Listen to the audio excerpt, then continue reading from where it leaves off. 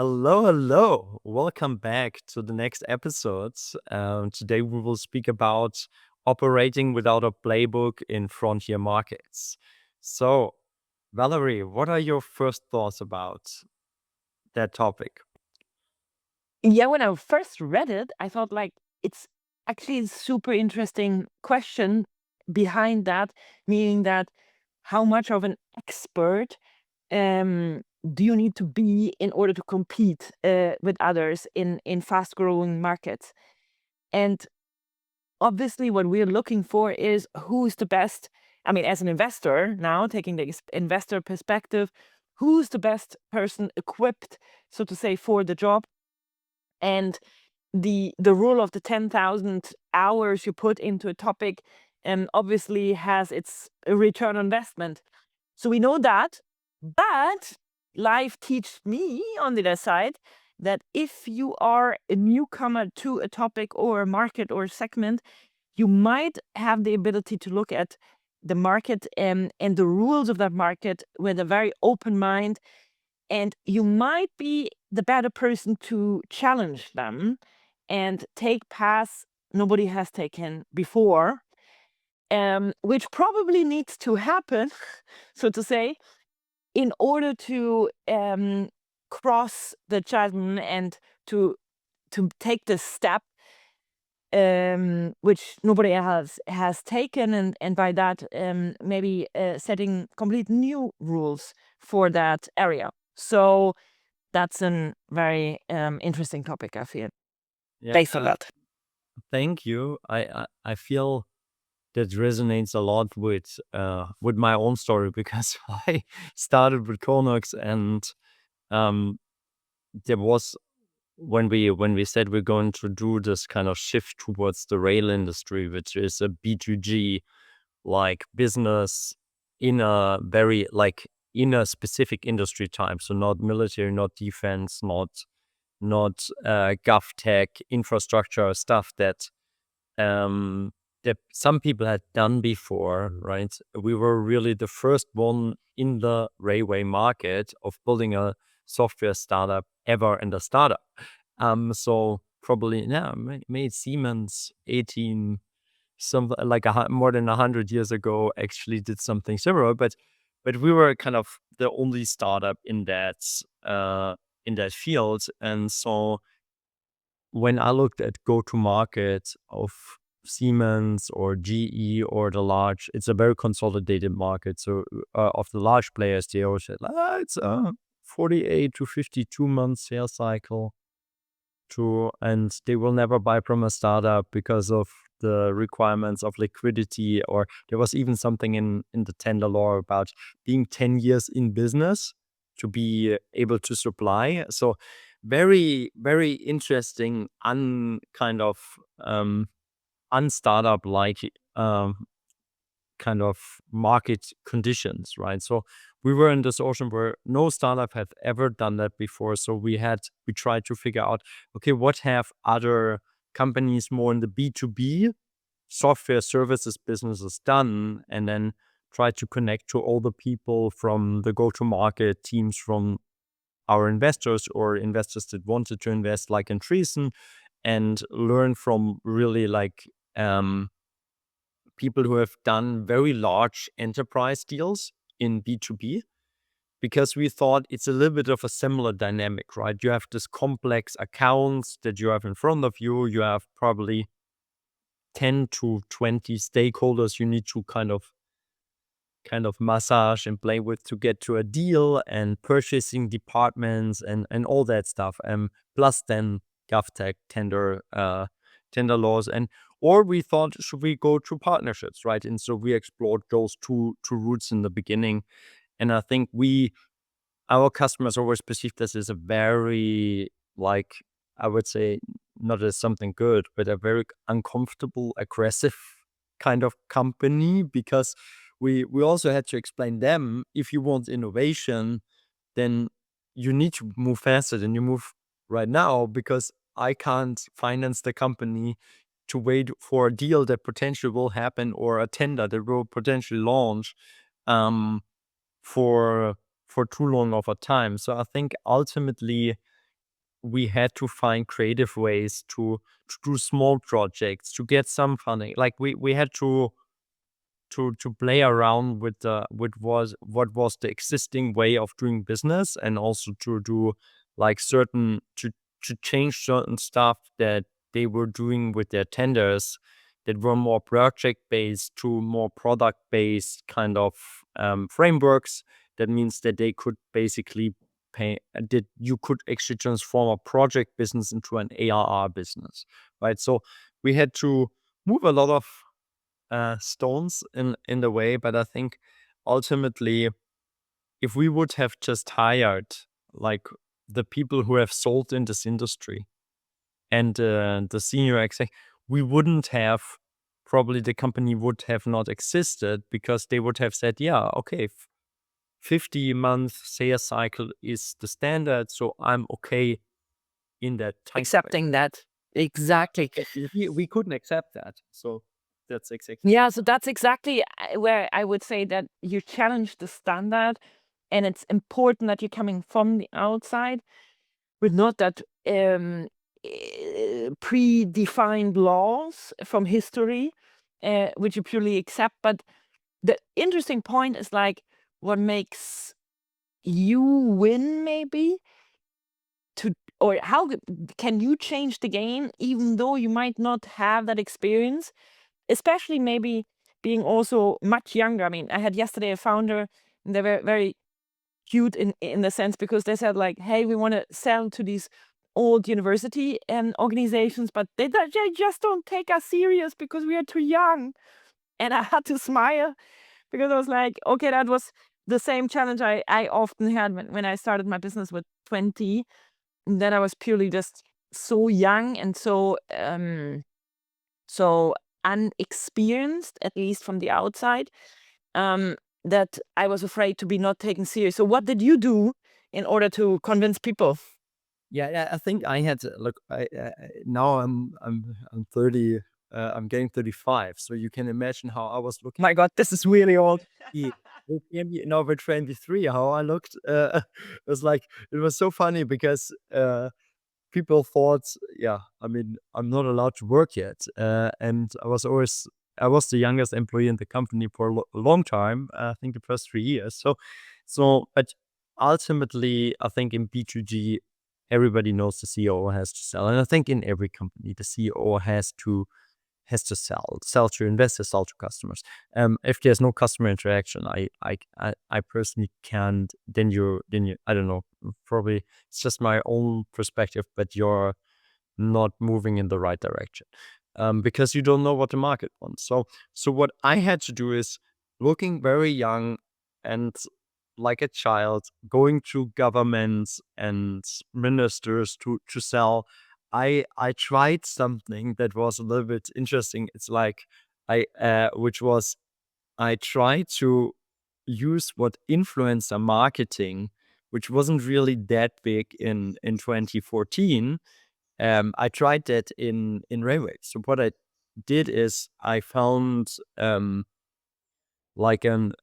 built an advisory board of former very well-known executives, and gave them stock options, because I would not be able to pay them, right?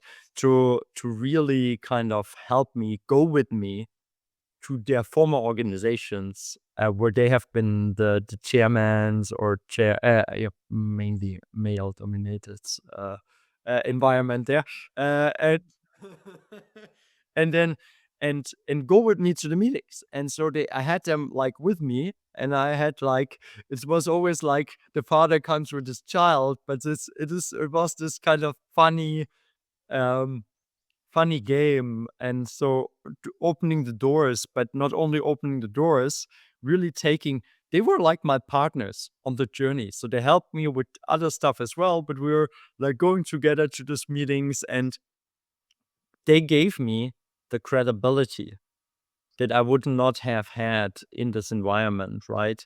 Where to be taken seriously, until my inner confidence, which took probably 3 years, had a let's say, was at a place, and people were perceived me, okay, if this guy comes, it's actually worth probably listening or taking the meeting. And so that kind of, and I think that I needed that confidence. I needed, first of all, the network, right? And the introductions and all of that. But somehow I didn't feel fully confident sitting in front of like 15 people that are all the age of my parents, and they have all, it's very interesting in the railway industry because people introduce you themselves like, I'm Hans, I'm 25 years in the railway industry. I'm seven, like, and then some people are like 40 years, and it's like, and you go and it's like, hey, I'm Andy, I'm like 1 year. I have no clue about that industry, but I really want to transform it. It's like, doesn't, so it's kind of you can play the card of that, um of not knowing and want to, but you need to play that with care because ultimately customers want to be understood, right? You need to understand their problem. And I think we put a lot of in effort to hit this 10,000 hours that you mentioned to become experts in some of the problem fields. But ultimately, it is that transformation of, first of all, help yourself to get credibility on the other side. Don't come But did you also encounter some closed doors which you couldn't open in that time? I think that's quite interesting. That you a lot. I was even thrown out. I remember when Rüdiger Grube, the CEO of Deutsche Bahn back at the time 2016, said like, when I was coming again in the room, it's like, somehow you're this guy, you're like this Wadenbeißer. That you want, you're thrown out of a room and somehow you find a way. yeah. You know, sometimes somehow you find a way back in. I don't understand this. It's like, but somehow at a certain point one have to surrender and just have you here. It's less painful to just let you stay and they could kick you out again. Actually, I think this is a good point. Maybe because it's a little bit like the no ego kind of like thing, to be like, if you don't have that many years of experience, and if this is also not your reputation to be in that market, you might be able to, let's say, screw up and do mistakes, or maybe even like go on behind or go after people, and kind of like be disturbing, because you don't have anything to lose, right? So there's no fear of like losing a long built reputation. So that might be It is a beauty, but it also takes from you that you're able to to do whatever is necessary, right? And I don't mean this in a bad way. That means I had to, like, it doesn't matter what time, it doesn't matter what I was doing, trying to do everything to build up that connection.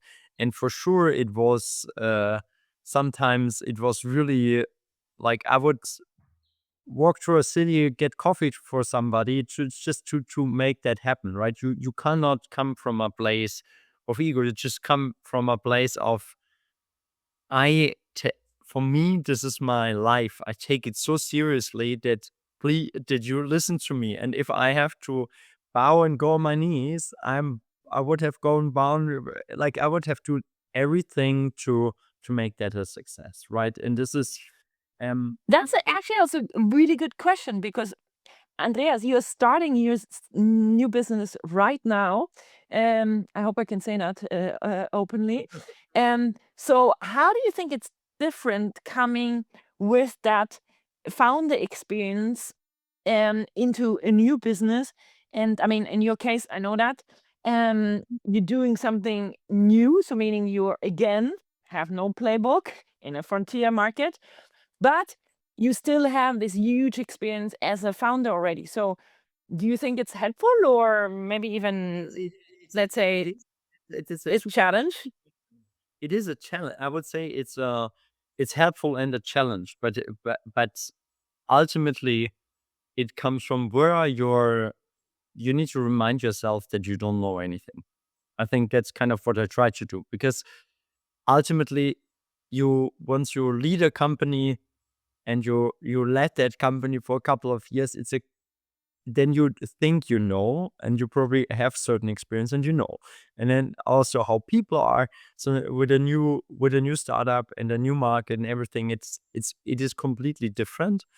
I think I'm currently in the process of figuring out how to use my superpowers and to use actually that network or reputation in the advantage, but not let it become something that is in my way.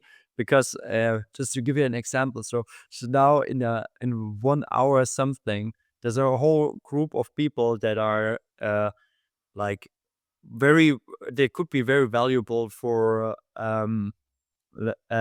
distribution for me. And I think I can create a win-win with them.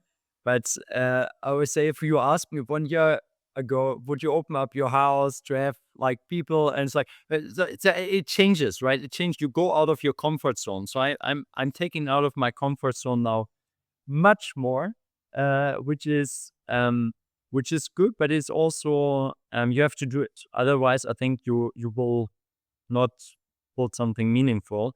And so, and it's also the other aspect is the world changed in the last decade. And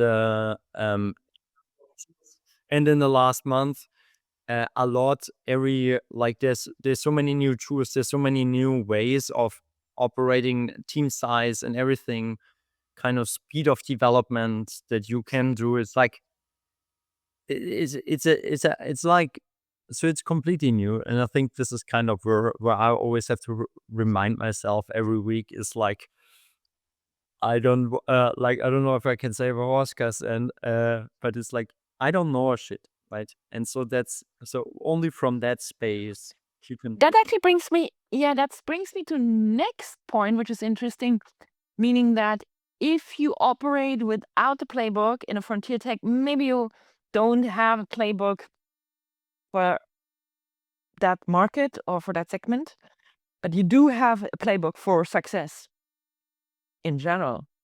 So question would be like, what is your playbook of success? What do you think Okay, you have to play in order to to to do for a company? yeah, I think there's a very good question. I think there's a playbook, like for example, for the new market. I think also you can't just do what people did 5 years ago. It won't work because it's people optimized and it so deeply. I think you always have to find new ways into, and especially in go-to-market aspects. On in general success, I think there's a simple rule, right? A startup cannot run out of money. That's number one.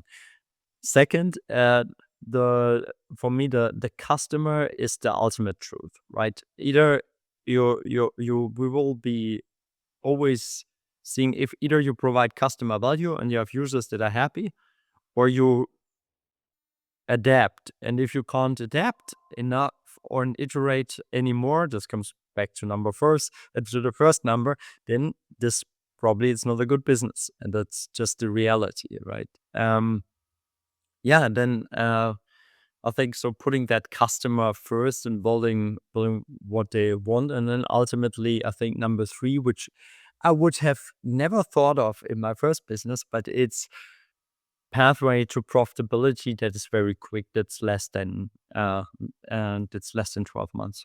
Because if you cannot show that your economics work, then your business doesn't work, and then there's something wrong in the overall. With my first business, because the sales cycle was so long and stuff, it was such a stretch, right? If you have to bridge certifications and to really bridge like 4 or 5 years of development with pure capital without revenue, is very different from when you go into like more user-centric markets, or when you now can kind of release products that are so quick on the market in a couple of months.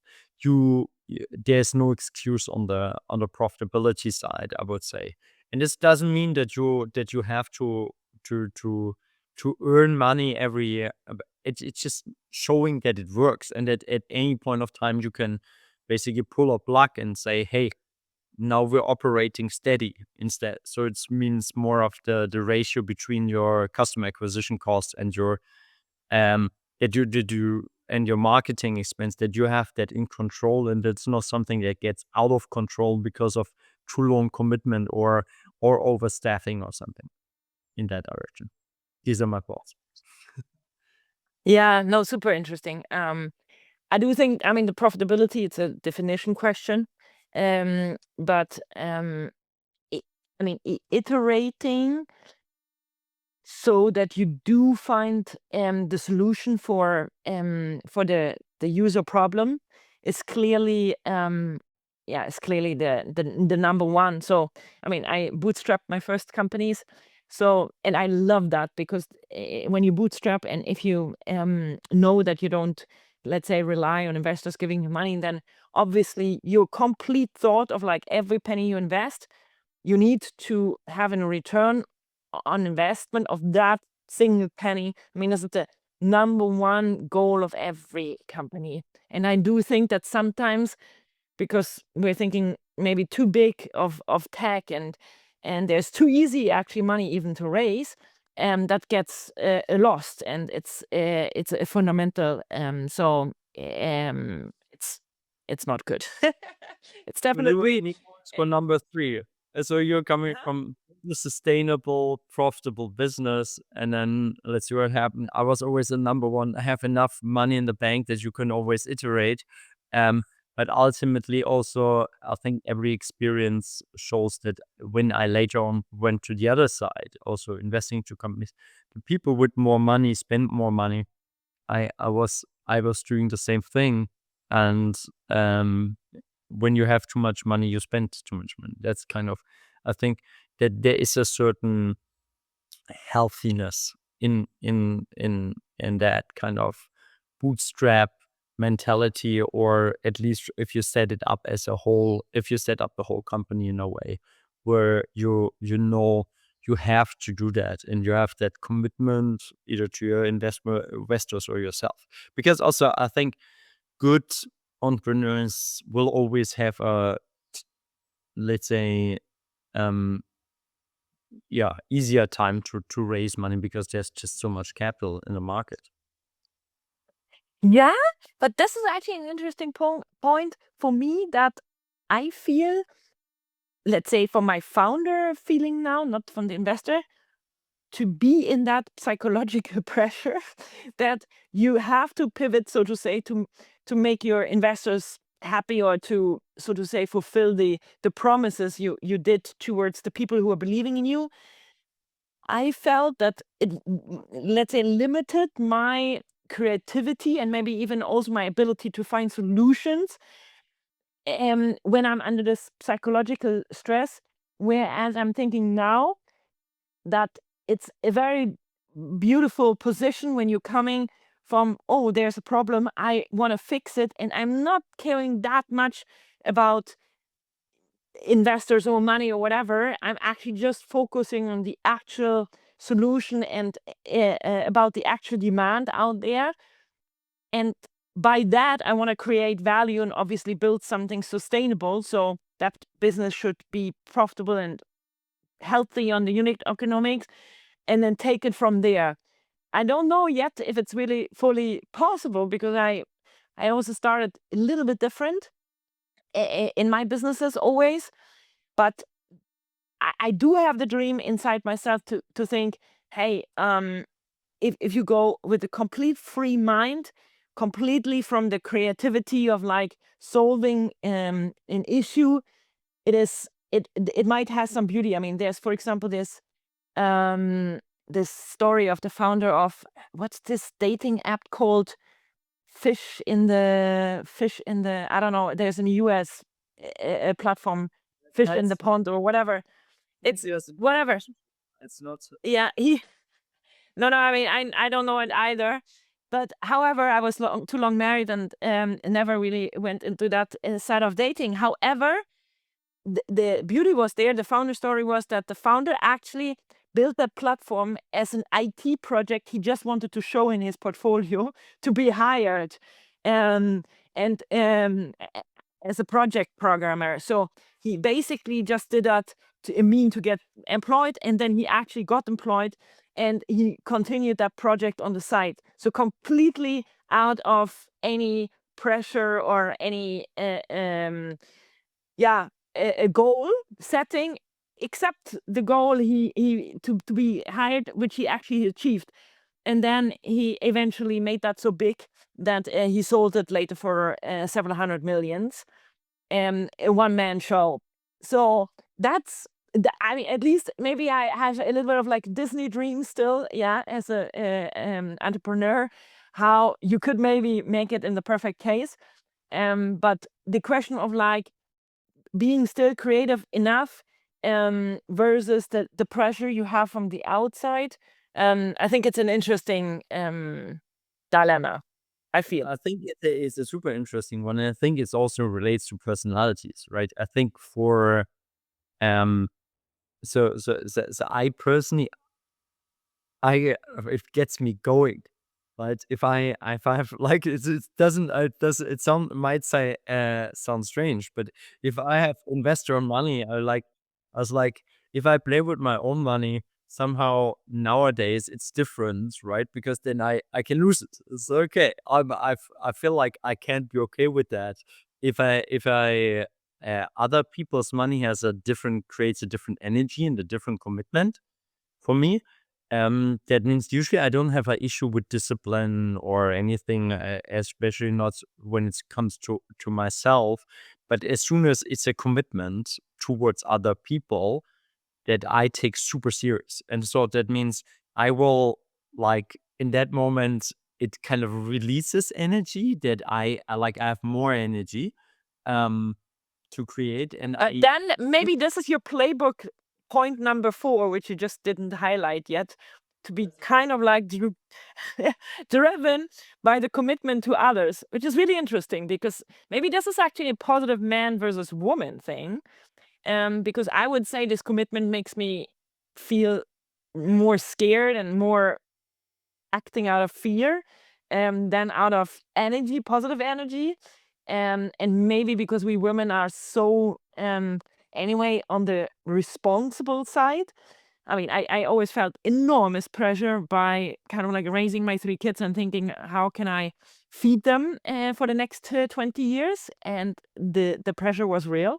However, um, yeah, it's beautiful to see that from your male view, that it actually releases a certain commitment and a power. So that's interesting. I think that's and I think it also probably a little bit personality types. I would go that far. But it is something where it releases also creativity for me because I don't have like I need to solve that problem, whatever the problem is, because we don't have time and we can't waste that money because we have a burn rate, right? It's like, and then even and you have a commitment to other people. So I think that's kind of but it's probably also deeper personal, and I think but I also think if we come back to the original topic of just kind of blue ocean, what do you do when you have never done it and there's no playbook? I think the aspect of finding what is yours, right? And I think this is what's so beautifully reflecting what you said. What's important for you and what's important for me is we have every single one of us has an own personality, its own kind of superpowers. And so the question is, how do we put that to work for that solving the problem? Because what I love what you said is often we forget about when we read about, oh, this company has 100 million ARR or raised X billion. It's like, okay, what's the problem in the market that is actually solved, and how does it transform something for the good of humanity and society, or society and the planet? And I think kind of coming from that problem statement is more, let's say, it's getting lost sometimes because people are trained to say, what's your ARR? What's your thing? What's your burn rate? What's the KPIs? But KPIs are just a reflection on probably that the solution that you're building. It's not that those are not important, but it's just I think not the primary focus. So I think the aspect of going naive into something has a beauty, and sometimes now in the second journey, I wish I would have that kind of not coming from a place, oh no, this is how it works, rather coming from the place of, and I'm trying to remind myself that we'll try everything just to, and then and see. So there's it's a I think it's a very interesting thing to just try out things, especially what worked in other industry, other markets, and try to apply it on your thing, just to be able to transform the stuff, being it the sales cycle, being it the whatever it is that was the biggest blocker why nobody ever did this in the market. Because I think, as we all know, yeah, I That actually brings one more last thought to my mind, which I read. I always love to compare sports and business, obviously because I worked in sports, but also did so much sports in my life.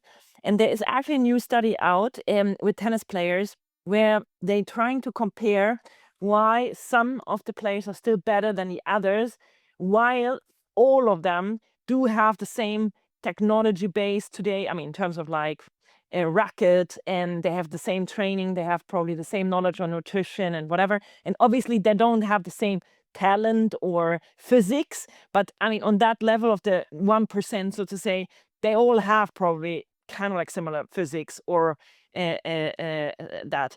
However, what they found was that those players who actually enjoy the game, meaning that those who are actually, while they're, so to say, fighting, they're enjoying the fight, that those are so much more successful than the others, and that this might be like the main difference between, so to say, the very best or the winners to the losers. Sounds very harsh. However, and the interesting thing was not like, okay, they enjoy it, okay, yeah, why?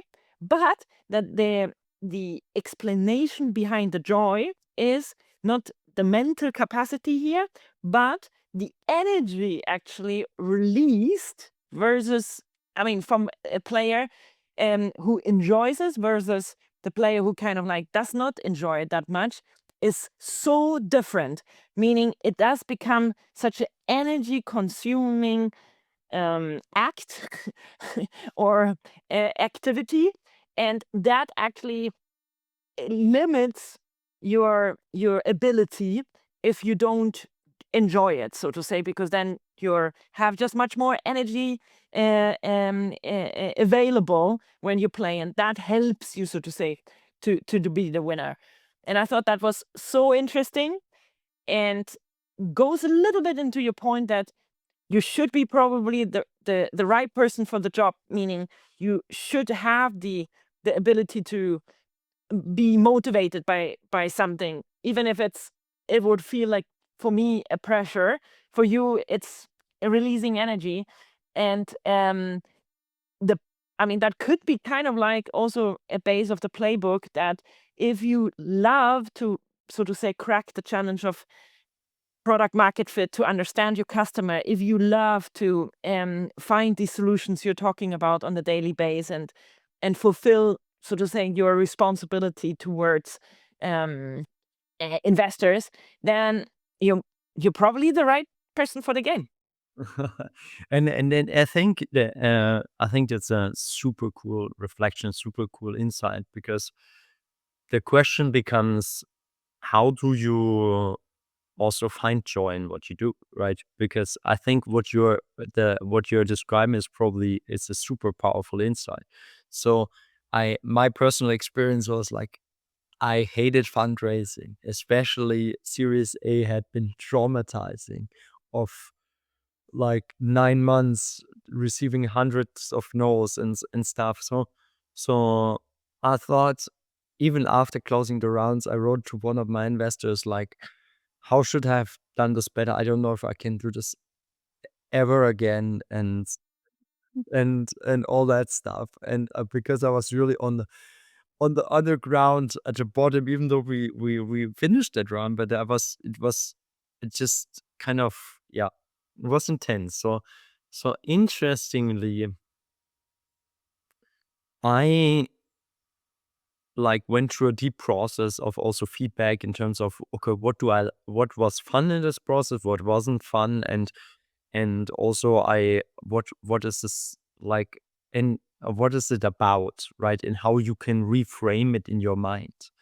And then it is like a game fundraising. So you go to somebody, present like, this is my company. This is like, but if it doesn't resonate, right, it's not about you receiving no for yourself. But I took it personally, right? This was my big issue with the Series A, and now it's a game. It's a game of dating, playing. It's a relationship.